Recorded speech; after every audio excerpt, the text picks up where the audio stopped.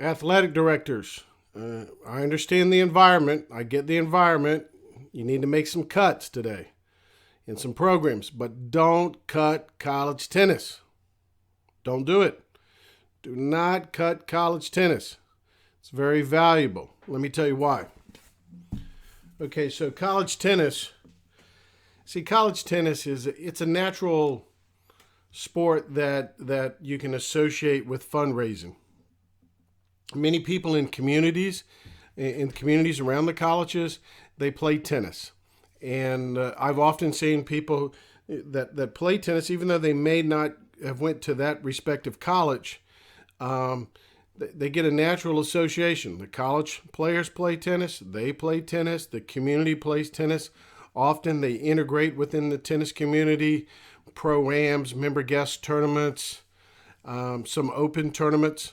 So it's a natural integration. So I've seen people give endowments, naming rights on facilities, annual fund giving, and they didn't even go to that respective university. So tennis, college tennis, it's a natural sport for fundraising. So as I mentioned, you can you get the annual fund, naming rights, endowments, events. All across the country, we see college tennis integrated within the community, and we see the community, the college benefit from it, as I mentioned in the fundraising. Now, the tennis facilities, often college tennis, they have tennis facilities, and from probably the middle part of the United States all the way up in the north, there's indoor facilities. So you see that these facilities can be used for memberships, events, USTA activities. Those kinds of organizations are looking for places to hold quality events. So I know at where we are here in Virginia Beach, Norfolk, Virginia, Old Dominion, the indoor tennis facility there, the Folk Stevens Indoor, I've been told that it's the third highest, as far as if you look at tennis, it's the third highest production as far as revenue. Football first, men's basketball is second, and then tennis. That facility, as far as revenue, probably produces about $500,000 a year. But it's also hard to calculate not only the participants, not just the $500,000 that directly comes from there, but the traction, getting people within your community who play tennis on your campus.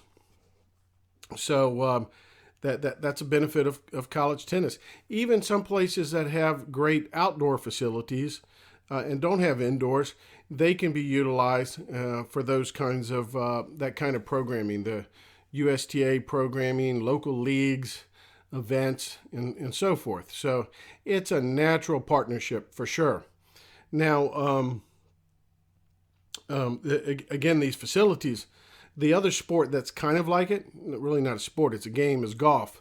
But build a golf course, see how much that costs, and also how much it costs to maintain a golf course. So I'm not against golf, and I'm not against any other sports, but don't cut college tennis, because college tennis, it's a special sport. It's a lifetime sport that, again, gets integrated into the community.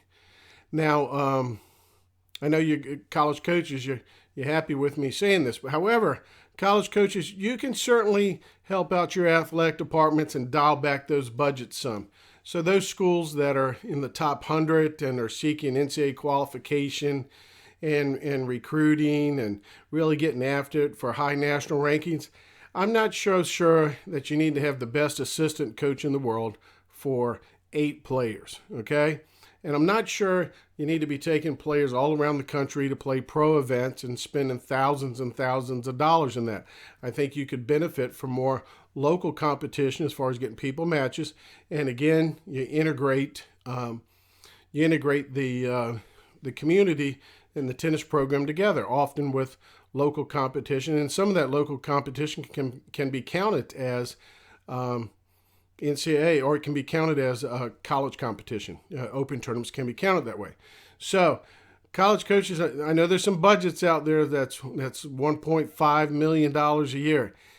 we may be able to dial that one back a little bit. And in some situations, when you have a participating college tennis program, we see a merger between men's and women's programs where you have one head coach and two assistant coaches. So there are ways that we can control cost in college tennis, and we can dial it back a little bit. So we don't need to keep asking for more money and more money. So, because we got to work with the athletic department on this kind of situation because of the naturalness of the sport to be a major attraction for fundraising all across the United States.